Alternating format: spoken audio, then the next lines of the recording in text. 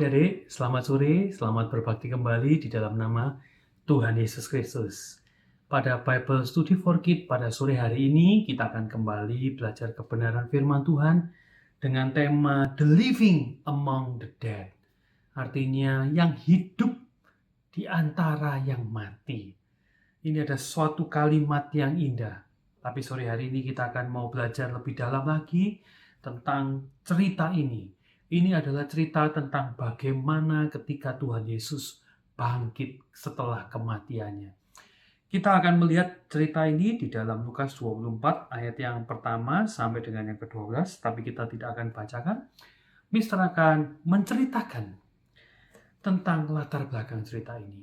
Bagaimana sebelumnya diceritakan kalau kalian lihat di pasal yang ke-23, Yesus disalibkan. Kemudian ketika di akhir, jam-jam akhir, di waktu-waktu terakhir, sebelum ia mengembuskan nafas yang terakhir, langit tiba-tiba menjadi gelap. Waktu itu pukul 12, antara pukul 12 sampai 3 siang. Seharusnya langit masih terang dengan matahari. Tetapi tiba-tiba pada waktu itu menjadi gelap. Tidak sampai di situ saja, ada kejadian aneh yang menyertai kematian Yesus. Apakah itu? Tabir bait suci yang menghubungkan, memisahkan antara ruang kudus dengan ruang maha kudus tiba-tiba terbelah dua. Dari atas sampai ke bawah. Sesuatu yang tidak mungkin terjadi. Kalau misalnya orang melakukan, dia pasti dari bawah ke atas. Ini Tuhan yang mengerjakan dari atas ke bawah. Bukan cuma sampai di situ saja, kalau kalian lihat di kitab Matius dikatakan terjadi gempa bumi, ya, kubur-kubur terpecah, ya, dan pada saat Yesus bangkit, jasad-jasad yang di dalamnya orang-orang suci ikut keluar, ya. Kita melihat sesuatu yang spektakuler terjadi, dan sampai pada akhirnya Yesus menutup dengan sebuah perkataan. Itu bisa dapat kalian baca di dalam Lukas 23 ayat 46. Yesus mengatakan, "Ya Bapa, ke dalam tangan-Mu kuserahkan nyawaku." Adik-adik, kematian Yesus saja itu sudah sangat spektakuler. Muncul hal-hal yang luar biasa, yang tidak biasa terjadi, ya, sehingga mengakibatkan kepala pasukan kaget.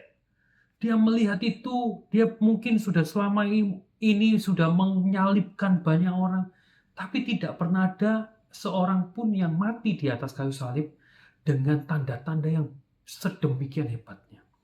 Akhirnya kepala pasukan ini menyesal. Dia seperti merasa bahwa dia menyalibkan orang benar. Yesus ini orang benar, bukan orang salah. Dia bukan orang berdosa. Dia adalah orang kudus. Ya, mereka percayanya pada waktu itu Yesus adalah manusia biasa, adik-adik ya. Tapi Yesus dianggap sebagai manusia yang benar. Mereka merasa bersalah. Bahkan ada beberapa orang yang meninggalkan salib Yesus dengan menyesal. Mereka juga melihat tanda-tanda ini dan mereka jadi bertanya-tanya, siapa yang kita salibkan ini? Ini pasti bukan manusia biasa. Dia pasti bukan orang berdosa. Dia pasti orang benar, ya. Oleh karena itu, beberapa di antara mereka Alkitab mengatakan mereka keluar meninggalkan, ya, Yesus dengan cara apa? Dengan cara memukul-mukul dirinya. Karena mereka bersalah, ya. Mereka memukuli dirinya karena dia tahu bahwa Yesus itu bukan orang yang salah, tidak bersalah, ya. Dia adalah orang yang suci. Dan kemudian setelah hampir malam, ada seorang murid Yesus yang bernama Yusuf dari Arimatea. Yusuf ini adalah salah satu dari murid Yesus, mungkin dari ke-70 murid Yesus, ya. Dan dia adalah seorang yang kaya. Dia kemudian mengajukan kepada Pontius Pilatus untuk apa? Untuk menurunkan mayatnya Yesus dan untuk kemudian dikuburkan, ya. Kemudian akhirnya betul ya dia akhirnya menurunkan mayat Yesus, kemudian dia mengafani, kemudian dia memasukkan mayat Yesus ke dalam sebuah kubur batu.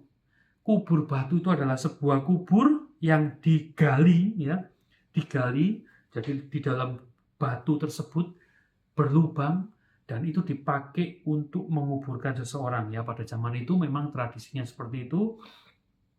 Dan kemudian mayat Yesus yang sudah dikafani tadi kemudian ditaruh di dalam gua batu tersebut. Dibaringkan di dalam gua batu tersebut. Dan kemudian setelah tubuh Yesus dimasukkan di dalam gua batu tersebut, pintu di depan gua tersebut ditutup dengan sebuah batu. Batu yang besar yang bisa menutup pintu itu. Ya. Nah, kejadian ini begitu cepat. Yusuf mempersiapkan segalanya, menurunkan mayat Yesus dan kemudian segera dimasukkan ke dalam kubur batu itu. Karena hari itu adalah hari Jumat. Itu adalah Jumat, ya. Kematian Yesus kita peringati dengan hari Jumat Agung. Ya, itu menceritakan tentang hari di mana Yesus mati di atas kayu salib. Dan besoknya adalah hari Sabtu. Hari Sabtu itu adalah hari Sabat bagi orang Yahudi, di mana mereka tidak boleh melakukan apapun. Oleh karena itu mereka bersegera untuk menurunkan mayat Yesus, menguburkannya, supaya mereka besok bisa istirahat di dalam hari Sabat. Ya, kemudian selanjutnya pada hari Sabat itu ternyata ada yang tidak tenang, adik-adik. Ya, ternyata imam-imam kepala itu teringat dengan apa yang pernah dikatakan oleh Yesus dulu. Di dalam Matius 27 ayat 63 dikatakan ya bahwa mereka teringat kepada perkataan Yesus yang mengatakan seperti ini, sesudah 3 hari aku akan bangkit. Nah, imam-imam kepala pada waktu itu takut ya. Kalau seumpama mereka tidak percaya kalau Yesus akan bangkit, tapi mereka takutnya kalau nanti ada orang yang mencuri mayatnya Yesus dan kemudian mengaku-ngaku bahwa Yesus itu bangkit, tidak mati, tapi hidup gitu ya. Jadi apa? Mereka imam-imam kepala itu meminta kepada Pilatus, tolong supaya kubur Yesus ini dijaga oleh tentara. Dia mengatakan, karena dulu waktu hidup, penyesat ini, Yesus itu dibilang penyesat, ada dia. Penyesat ini mengatakan bahwa setelah 3 hari, aku akan bangkit. Wah, mereka waspada. Akhirnya pada waktu itu, Pontius Pilatus menyetujui. Maka kubur Yesus dijaga oleh tentara. Ya, kemudian keesokan harinya kembali pada waktu itu hari Minggu. Hari Minggu di zaman itu adalah hari pertama di dalam minggu pertama, di dalam 1 minggu. Hari pertamanya itu adalah hari Minggu gitu ya. Dan pagi-pagi benar ya, perempuan-perempuan itu mempersiapkan rempah-rempah, mempersiapkan minyak mur dan lain sebagainya untuk memandikan Yesus. Karena tadi kan Yesus dikuburkan hari Jumat ya, hari Jumat, sehingga tidak sempat karena besoknya hari Sabtu sudah hari Sabat. Mereka tidak bisa melakukan apapun. Jadi mereka berencana Minggu pagi mereka akan ke kubur Yesus, mereka akan merempah-rempah Yesus, tubuh Yesus, supaya tubuh Yesus menjadi harum, supaya tubuh Yesus menjadi disucikan gitu ya, supaya mungkin tidak mudah busuk dan lain sebagainya gitu ya. Mereka mempersiapkan harum-haruman seperti itu. Dan mereka adalah Maria Magdalena, Yohana, dan Maria ibu Yakobus, dan juga bersama dengan beberapa perempuan yang lainnya. Tetapi adik-adik, ketika perempuan-perempuan ini datang ke kubur Yesus, mereka kaget. Karena ternyata kubur Yesus itu sudah terbuka batunya. Terbuka batunya. Batu yang begitu besar itu terbuka. Dan kemudian ketika mereka masuk ke dalam, ya, tiba-tiba di dalam itu ada 2 orang berdiri dengan pakaian yang berkilauan. Ya, perempuan-perempuan itu ketakutan. Dan disinilah kalimat yang kita baca sebagai judul firman Tuhan pada hari ini. Di sini dikatakan di dalam Lukas 24 ayat yang ke-5 sampai yang ke-7. Mereka sangat ketakutan dan menundukkan kepala. Perempuan-perempuan tadi takut dan menundukkan kepala karena melihat kedua orang yang memakai baju yang berkilauan itu. Tetapi kedua orang itu berkata kepada mereka, "Mengapa kamu mencari Dia yang hidup di antara orang mati?" Siapa maksudnya? Yesus. Yesus itu hidup, kenapa kamu cari di dalam kuburan, tempatnya orang mati? Ya, ia tidak ada di sini, ia telah bangkit. Ingatlah apa yang dikatakannya kepada kamu ketika ia masih di Galilea, yaitu bahwa Anak Manusia harus diserahkan ke tangan orang-orang berdosa dan disalibkan dan akan bangkit pada hari yang ketiga. Ya, dan mereka begitu kaget, tapi juga mungkin bersukacita. Mereka bersyukur. Lalu apa yang terjadi? Mereka kemudian lari kembali kepada murid-murid yang lainnya, dan mereka memberitakan kebangkitan Yesus kepada yang lainnya. Dan ini tersebar ke semua murid-murid. Dan beberapa murid kembali melihat, termasuk Petrus, melihat ke kubur Yesus. Apa yang sebenarnya terjadi? Dan berita kebangkitan Yesus tersebar ke semua murid-muridnya. Dan kalau kalian tahu ceritanya, Mister tidak jelaskan selanjutnya. Kita akan fokus hari ini pada peristiwa kebangkitan Yesus. Peristiwa setelah hari ketiga Yesus dikubur. Yesus bangkit. Ya, Yesus bangkit. Selanjutnya kalian lihat satu kali Tuhan Yesus menampakkan diri kepada banyak orang. Yesus menampakkan diri beberapa kali kepada murid-muridnya dan ditutup pada akhirnya ketika Yesus naik ke surga. Yesus hidup dan Yesus bangkit. Pada saat itu dikatakan Paulus menceritakan bahwa lebih dari 500 saudara sekaligus Tuhan itu menyatakan dirinya kepada Yesus menyatakan dirinya kepada murid-muridnya. Dan beberapa di antara 500 ini masih belum meninggal. Artinya apa? Silakan tanya. Mereka melihat sendiri Yesus hidup. Yesus itu bangkit. Ya, tetapi adik-adik, bagi murid-murid itu adalah sesuatu yang luar biasa. Sesuatu yang menggembirakan. Tetapi tidak bagi pihak yang lain. Bagi pihak siapa? Bagi pihak imam-imam kepala. Karena apa? Ketika malaikat itu datang, ya, dan menggulingkan batu itu, tentara-tentara yang menjaga itu ketakutan. Ketika Yesus bangkit, penjaga itu ketakutan. Dan dikatakan di dalam Matius 28 ayat 11 sampai 15, di situ diceritakan imam kepala itu membuat sebuah cerita bohong. Mencerita bohongnya itu apa? Penjaga-penjaga yang ada itu dikasih sejumlah besar uang, ya, dan dikata seperti ini, kamu harus mengatakan bahwa murid-muridnya datang malam-malam dan mencurinya ketika kamu sedang tidur.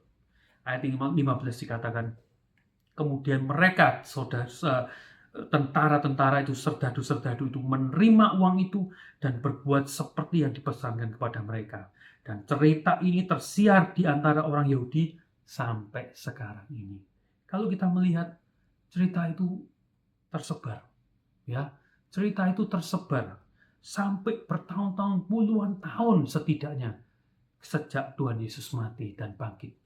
Ya, cerita itu tersebar, cerita bohong yang diberikan oleh imam kepala. Sebenarnya bukan imam kepala atau imam-imam yang berusaha membohongi kita, berusaha membohongi orang Yahudi. Tetapi di balik itu adalah iblis yang memaki mereka. Iblis kepingin tidak ada seorang pun yang percaya bahwa Yesus itu bangkit. Iblis kepingin bahwa semua orang itu percaya bahwa Yesus itu mati. Dia nggak pernah bangkit. Dia itu manusia biasa. Karena kalau bangkit itu pasti bukan manusia biasa. Tapi Yesus itu manusia. Yesus itu adalah Allah. Allah itu sendiri. Ya, kebangkitannya itu luar biasa. Menjadi sebuah tanda. Dan iblis dan antek-anteknya tidak ingin ada seorang pun yang percaya dan mengerti tentang hal ini. Adik-adik, demikianlah cerita dari kematian hingga kebangkitan Kristus. Mari kita mau belajar tentang hal-hal yang penting yang perlu kita mengerti dari kisah ini. Kita perlu mengerti, bahkan kalau kita melihat sampai imam-imam kepala melakukan sebuah kebohongan seperti ini, orang-orang, seorang pimpinan agama, bahkan di dalam hukum Taurat itu pun juga sudah dikatakan jangan bersaksi dusta, tapi mereka rela untuk berdusta. Karena apa? Karena kebangkitan Yesus itu sangatlah penting. Kebangkitan Yesus itu sangat penting. Terutama bagi kita, adik-adik. Kita orang Kristen, kita yang mengaku diri kita sebagai orang Kristen. Jika Yesus tidak hidup dan tidak bangkit lagi. 1 Korintus 15 ayat 14 dikatakan, tetapi andai kata Kristus tidak dibangkitkan, maka sia-sialah pemberitaan kami, dan sia-sialah juga kepercayaan kamu. Kita sia-sia percaya sama Yesus. 1 Korintus 15 ayat 17, 3 ayat sesudahnya mengatakan, dan jika Kristus tidak dibangkitkan, maka sia-sialah kamu, dan kamu masih hidup di dalam dosamu. Ya, jadi penting adik-adik. Kebangkitan, kematian dan kebangkitan Yesus itu perlu kita mengerti. Karena inilah kebenaran yang membebaskan kita, yang melepaskan kita dari dosa. Ketika kita percaya kepada Kristus, kita dilepaskan dari dosa. Kita tidak lagi hidup di dalam dosa. Ya, menjadi sangat penting karena apa? Jika Yesus itu tidak mati dan tidak bangkit, ya, maka kita akan tetap jadi orang berdosa. Kita mau melihat di dalam satu ayat di dalam Roma 4 ayat yang ke-25. Mister bacakan dari bahasa Inggrisnya dalam King James Version. Di situ dikatakan, who has delivered for our offenses and was raised again for our justification. Dan Yesus itu dibangkitkan untuk pembenaran kita, untuk membenarkan kita. Kalau Yesus tidak dibangkitkan, kita tidak dibenarkan, kita tetap menjadi orang yang berdosa. Ya. Lalu mungkin ada sebagian orang yang mengatakan, "Loh, kalau kita itu jadi orang yang berdosa, kalau kita jadi orang yang belum dibenarkan, memang kenapa sih? Apa bedanya dengan orang-orang lain? Orang-orang di luar sana, kalau kalian punya teman-teman yang belum kenal Kristus, belum percaya kepada Kristus, mereka adalah orang-orang dunia. Mereka adalah orang-orang yang belum ditebus, belum diselamatkan. Mereka orang-orang berdosa. Orang yang belum ditebus, ya, belum dibenarkan. Apa bedanya? Kita yang sudah dibenarkan dengan mereka. Mungkin kalian akan mengatakan, kalau tak lihat ya mister, sama-sama. Ya, mereka masih makan nasi, saya juga makan nasi. Ya mungkin kadang-kadang makan kentang. Atau mungkin kita juga masih makan makanan Indonesia, masih sama-sama makan soto, makan nasi goreng dan lain sebagainya. Apa bedanya? Kita mau baca di dalam satu ayat yang luar biasa, yang menjelaskan kepada kita kebangkitan Yesus yang membenarkan kita, yang membuat kita menjadi orang benar, yang menebus kita, yang melepaskan kita dari perhambaan dosa itu sangat berdampak.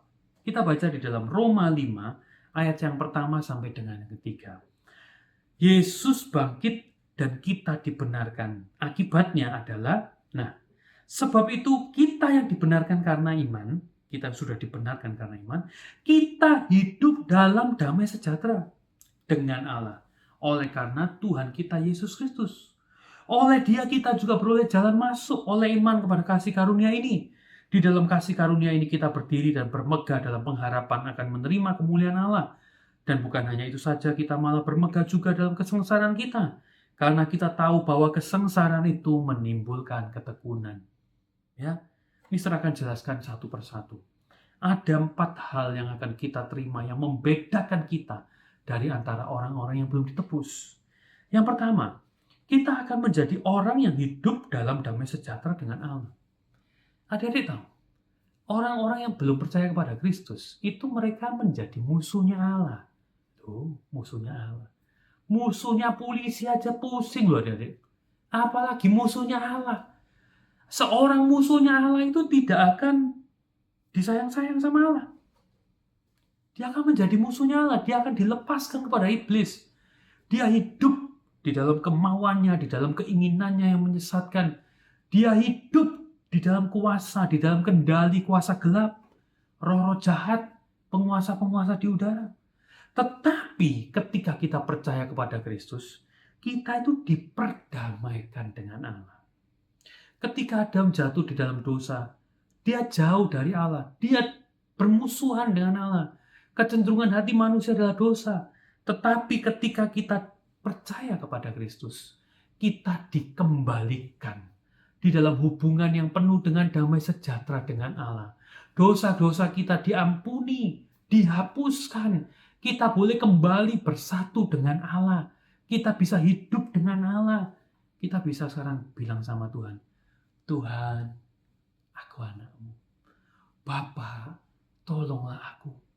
Kita bisa punya hubungan yang begitu erat dengan Tuhan.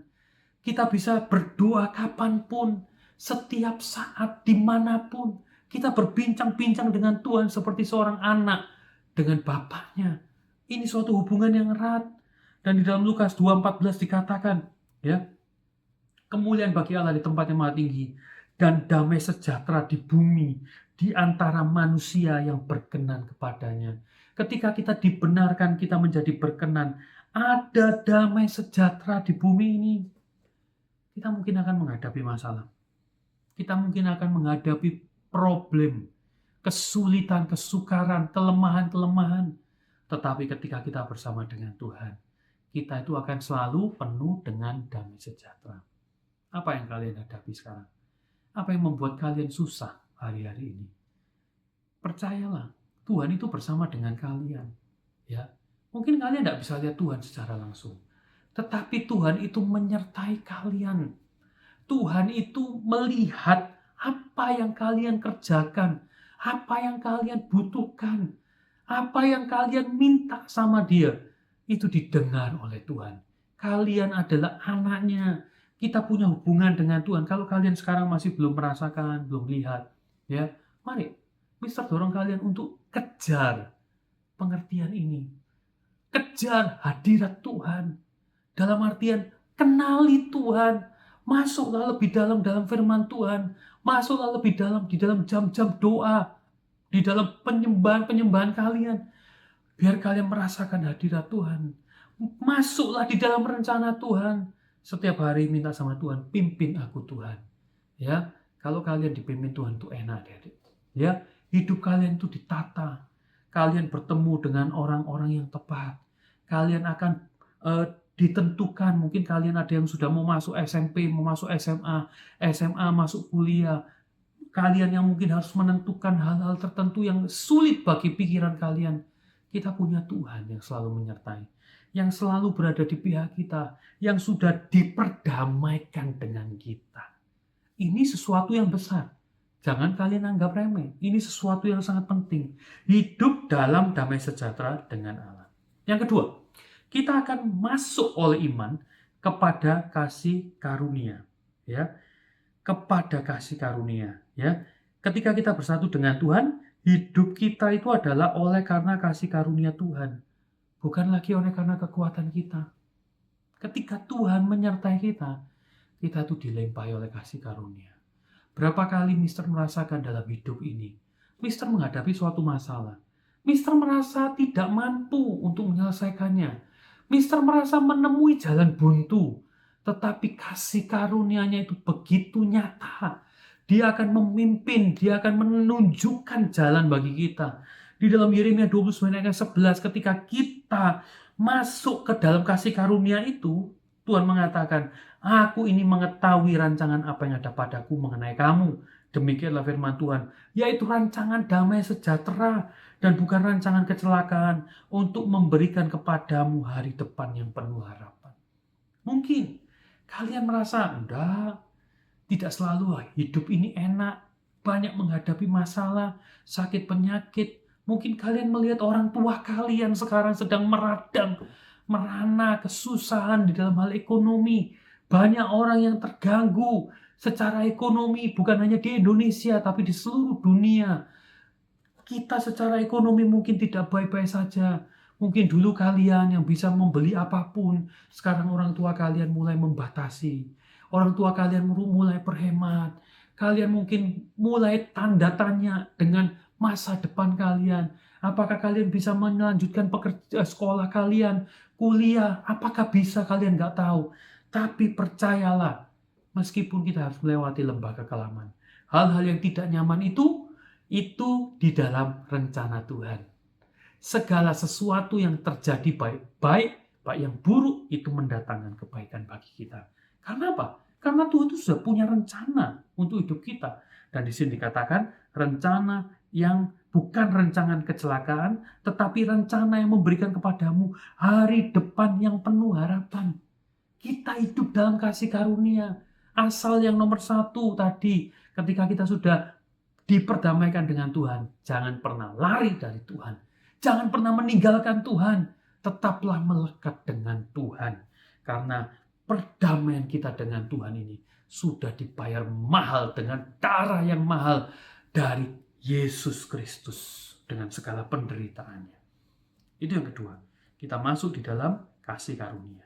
Yang ketiga, dikatakan kita akan bermegah di dalam pengharapan akan menerima kemuliaan Allah. Kita akan menerima kemuliaan Allah. Kapan? Nanti. Waktu kita sudah tidak ada, waktu kita diangkat oleh Tuhan, waktu kita datang kembali kepada Tuhan, baik itu secara pribadi lewat kematian maupun bersama-sama lewat pengangkatan, ya, kita bermegah karena kita itu punya rumah di dalam kekekalan. Ya. Banyak orang itu ketika dia mati, mereka itu ketakutan. Ya. Mereka sangat ketakutan. Yang mereka takutkan itu adalah karena mereka tidak tahu. Sesudah nanti mereka mati itu mereka akan kemana? Apa yang akan mereka hadapi? Apakah neraka yang mengerikan? Apa monster-monster mungkin di bayangan mereka ya? Iblis-iblis yang akan menangkap mereka? Mereka nggak tahu. Tetapi bagi kita orang beriman, 2 Korintus 5 ayat 1 mengatakan, ketika kemah tempat kediaman kita di bumi dibongkar, yaitu apa? Tubuh kita ini. Ya, Allah telah menyediakan suatu tempat kediaman di surga bagi kita.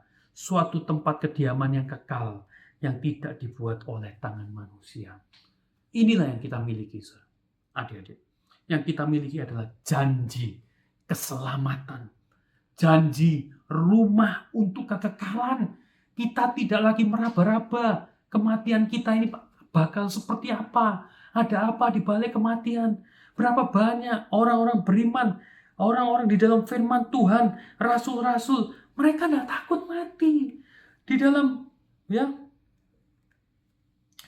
1 Korintus 15 ayat yang ke-26 dikatakan seperti ini, musuh yang terakhir yang dibinasakan ialah maut. Ya, maut itu bukan mati jasmani, tetapi mati secara kekal. Rasul-rasul itu tadi ketika mereka mengabarkan Injil, mereka disiksa sampai mati. Mati tubuh jasmani mereka. Tetapi ketika tubuh jasmani mereka mati, mereka mendapatkan hidup yang kekal. Maut, yaitu hidup binasa kekal, itu sudah tidak ada. Bagi kita orang beriman, kita jelas kita kemana. Surga itu yang kita tuju. Kita punya rumah di sana. Kita punya tempat di sana. Kita tidak ke tempat yang lain. Bahkan Paulus mengatakan di dalam Filipi 1 ayat 21, karena bagiku hidup adalah Kristus dan mati adalah keuntungan. Orang dunia tidak bisa mengatakan seperti ini. Ini bedanya. Orang di luar Kristus yang belum dibenarkan dari segala dosanya, dia tidak bisa ngomong seperti ini. Berapa banyak ketika orang mau mati, dia ketakutan sekali. Tetapi kita punya rumah di sana. Kita punya keselamatan kekal. Dan yang keempat, dikatakan kita bermegah juga di dalam kesengsaraan kita. Bagaimana kita bermegah? Ya, adik-adik, kalian pernah menghadapi masalah? Ya, Mister pernah menghadapi masalah. Mister pernah menghadapi sakit penyakit. Mister pernah menghadapi kesulitan di dalam pekerjaan. Mister pernah menghadapi kesulitan di dalam pelayanan. Tetapi satu hal, Mister bacakan satu ayat, adik-adik. 2 Korintus 12 ayat yang ke-10. Paulus itu mengatakan seperti ini.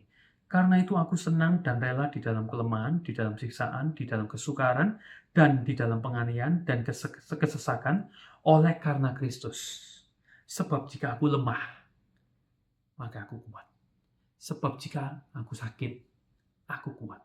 Ketika aku kesulitan pekerjaan, aku akan kuat. Ketika aku menghadapi masalah, aku akan kuat. Karena apa? Karena Kristus bersama dengan kita. Sekali lagi kembali ke poin pertama. Kita sudah diperdamaikan oleh Kristus. Kita sudah diperdamaikan dengan Allah, kita bersama dengan Allah, kita bersatu dengan Allah, hidup kita nggak lagi sendirian. Bahkan ketika kita masuk di dalam kesengsaraan, kita bisa bangga. Kita bisa penuh dengan damai sejahtera. Ketika Mister harus menghadapi hal-hal yang buruk, ya, Mister dapat bertahan. Karena apa? Mister tahu, Mister nggak sendirian. Sebentar lagi Tuhan akan menyatakan mujizatnya di dalam masalah yang Mister. Oleh karena itu Mister menjadi kuat, sama seperti yang dikatakan oleh Paulus ini.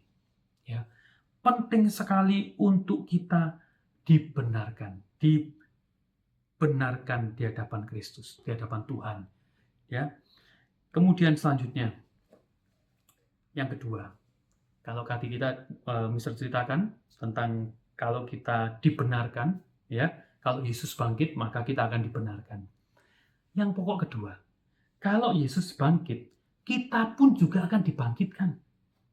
Ya, apa maksudnya? Loh, kita kan belum meninggal, ya.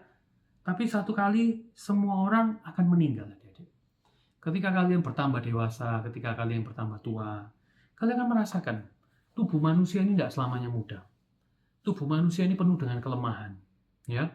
Mister ketika menginjak umur-umur tertentu, mulai muncul ada beberapa penyakit, ya, kelemahan-kelemahan tubuh, ya. Rasanya itu, aduh, kok jadi seperti ini, tubuhku jadi seperti ini. Kita rasanya nggak enak, nggak nyaman dengan ini semua. Dan pada akhirnya semua orang akan meninggal. Tapi jangan khawatir, karena kalau Yesus bangkit, kita pun juga akan bangkit. Kita baca di dalam 1 Korintus 15 ayat yang ke-20 dan 22, bisa bacakan. Tetapi yang benar ialah bahwa Kristus telah dibangkitkan dari antara orang mati sebagai yang sulung. Sulung itu anak pertama dari orang-orang yang telah meninggal. Artinya apa? Orang-orang yang telah meninggal akan jadi adik-adiknya, akan mengikutinya. Kalau Yesus dibangkitkan untuk pertama kali, maka semua orang sesudah Yesus, ketika mereka mati, mereka juga akan dibangkitkan. Karena sama seperti semua orang mati dalam persekutuan dengan Adam, demikian juga semua orang akan dihidupkan kembali dalam persekutuan dengan Kristus. Ketika kita bersekutu dengan Kristus, ya, kita akan dibangkitkan. Artinya apa? Nanti suatu kali mungkin kita semua akan mati, tapi kita akan kembali mendapatkan sebuah tubuh kemuliaan sama seperti yang dimiliki Yesus. Yesus itu luar biasa, Dek. Ketika dia menampakkan diri kepada murid-muridnya, dia tampak begitu berbeda. Ya, kalian tahu ketika Yesus itu disalibkan, mahkota duri dipasang, dia dicambuk, itu kira-kira banyak ahli mengatakan mukanya itu hancur, Dek. Mukanya tidak berbentuk lagi. Ya, tubuhnya hancur. Tetapi ketika dia kembali bangun dan bangkit, dan kemudian dia salah satunya dia bertemu dengan dua murid yang dalam perjalanan ke Emmaus, mereka tidak mengenali. Karena apa? Karena mereka tahunya Yesus sudah mati dan orang yang sedang bersama dengan mereka ini punya tampilan yang begitu normal, begitu indah mungkin, ya, begitu baik, tidak ada bekas luka dan lain sebagainya, ya, begitu normal. Ketika dia bertemu masuk di dalam sebuah perkumpulan, ketika murid-muridnya ketakutan, mereka mengunci ruangan mereka bersembunyi. Yesus masuk, tidak melalui pintu, tidak melalui mengetuk pintu. Masuk begitu saja, bisa tembus. Ketika mereka Yesus dengan bertemu dengan murid-murid yang sedang dalam perjalanan ke Emmaus itu, Yesus minta apa? Makan ikan, ya, bisa makan, tubuhnya masih bisa makan, dan Mister yakin masih bisa dipegang, masih bisa disentuh sama seperti tubuh kita, tetapi dia bisa tembus tembok. Dia bisa berada di kemanapun, ya, bisa kemanapun dimanapun, ya, tanpa terbatas, ya, suatu tubuh tanpa kelemahan. Kalian nggak makan, nggak kelaparan, ya, kalian makan pun juga tetap bisa, nggak bisa sakit. Itulah tubuh kemuliaan yang akan dijanjikan, yang akan diberikan kepada kita ketika Yesus bangkit. Kita juga akan dibangkitkan. Filipi 3 ayat 20-21 mengatakan, karena keluarga negaraan kita adalah di dalam surga, dan dari situ juga kita menantikan Tuhan Yesus Kristus sebagai juru selamat yang akan mengubah tubuh kita yang hina ini sehingga serupa dengan tubuhnya yang mulia menurut kuasanya yang dapat menaklukkan segala sesuatu kepada dirinya. Ya, yang akan mengubah tubuh kita yang hina ini. Itulah janjinya. Kita bukan cuma sekedar dibenarkan dari dosa, tetapi kita juga dijanjikan akan mendapatkan tubuh kemuliaan yang sempurna untuk kekal, untuk selama-lamanya.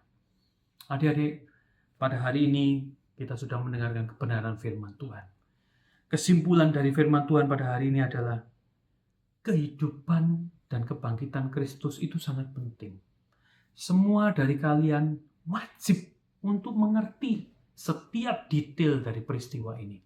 Dan terlebih dari itu kalian harus mengerti apa yang dikerjakan kebangkitan Yesus bagi hidup kita ini. Kita yang sudah dibenarkan, kita ditebus, kita dilepaskan dari dosa.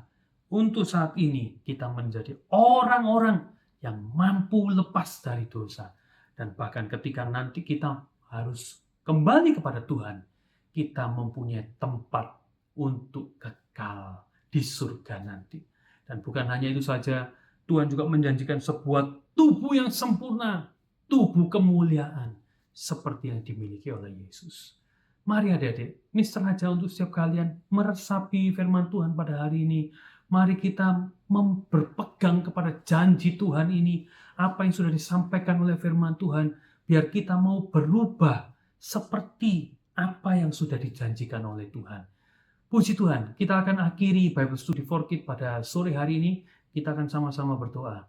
Terima kasih Tuhan, kalau kami pada sore hari ini kami boleh kembali belajar kebenaran firman-Mu Tuhan, tentang Tuhan kebangkitan-Mu. Kami percaya peristiwa kebangkitan-Mu bukan sesuatu yang biasa. Ini adalah sesuatu yang istimewa. Tolong kami Tuhan, untuk kami boleh meresapi, dan kami boleh mengerti, dan kami boleh menghidupi Tuhan, kematian dan kebangkitan-Mu. Kami boleh hidup benar di hadapan Engkau, dibenarkan di hadapan Engkau. Terima kasih Engkau menyertai setiap kami Tuhan. Biar kami di dalam setiap hidup kami, di dalam sekolah kami, dalam keluarga kami, dalam kesehatan kami, dalam keuangan orang tua kami Tuhan, Engkau memberkati Tuhan. Terima kasih Tuhan, terima kasih. Kami serahkan semuanya, murid-murid yang ada Tuhan, di dalam tangan-Mu Tuhan. Di dalam nama Tuhan Yesus kami sudah berdoa. Amin. Puji Tuhan adik-adik, sampai ketemu kembali di dalam Bible Study for Kids yang akan datang. Tuhan Yesus memberkati.